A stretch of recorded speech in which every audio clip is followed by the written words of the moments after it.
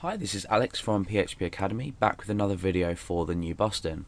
Now in this video we're going to look at a more reliable way at getting a user's IP address.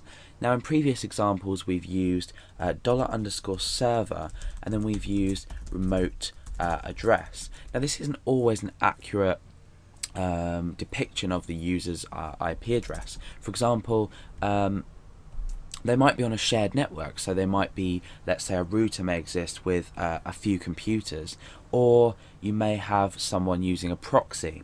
So what we're going to do in here is we're going to be creating a way to grab the user's IP address based on checking each three elements. The first element we're going to check is the actual IP address. Let's say I was on a shared network. I don't want the IP address to start with 192. I want it to be the actual IP address. What we're then going to do is check if the user is using a proxy, and then what we're going to do is check if the user we're going to do a final result and say, well, if not, we'll use this remote address here. So let's have a look at what we need to set variable wise in order to perform our check. So we need some kind of values, and we're always going to be using this server preset set of environmental variables, but we're going to be doing things slightly differently. So the first one is going to be the HTTP client IP, and what this is this is checking the actual internet IP address rather than the individual computer. Like I said, if you were sat at a group of computers all connected to the same like router or hub, you'd be getting a sort of like a 192 dot something address perhaps. So HTTP client IP, we need the $_server, and in here we just do HTTP client IP. So that's the first one ticked off the list. The second one is HTTPX forwarded for. So this HTTPX forwarded for, and this is when we are checking if the user is using a proxy. So let's put HTTPX forwarded for.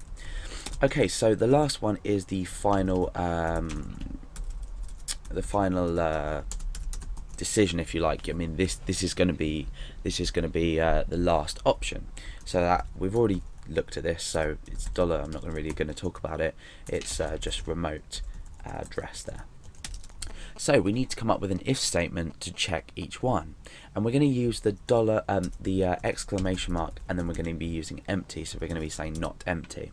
So the first thing we're going to do is we're going to say if not empty HTTP client IP,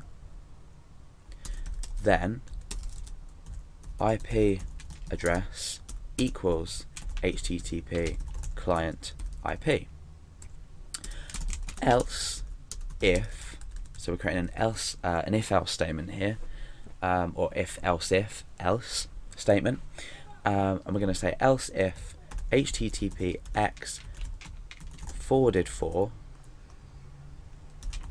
and we can say not empty, and we're going to enclose that in brackets as well. Then the IP address equals HTTPX forwarded for. Okay, then last we're just going to say if none of these have been detected and they're all empty, then the IP address is going to be equal to remote address. Okay, so that's a lot better way of looking at it. So because I'm running on a just my computer with my local server, I'm not going to be able to test this very well because these two are definitely going to be empty. I already know that they're going to be empty. So at the end of this we can echo out the IP address. You could even put this into a function if you've already looked at functions, and you could supply this data through the function and then return a value at the end of it. But for now I'm just demonstrating with an if else statement. So we're going to echo the IP address at the end of that. Up here we haven't defined IP address because I'm just going to leave it until it is set. So we're going to echo IP address. Let's just refresh the page, and you can see, oh no, nothing's happened. So let's have a look. okay, yeah, so I've missed off a D on there. Okay, so now let's refresh and we can see that we'll be given the value 127.0.0.1. However, you are feel free to test this on your own thing, upload it to a web server, connect to the internet, test it wherever you can, just to check that everything's working. So this is a lot better way to grab a user's IP address, just by checking 3 different possibilities before we come to the conclusion that this is the address. This isn't entirely foolproof, but it is a lot better way. So if you are thinking about storing a user's IP address, try to use this. And like I said before, if you put it in a function, it's going to be a lot better and easier to use. And you can reuse that code over and over again.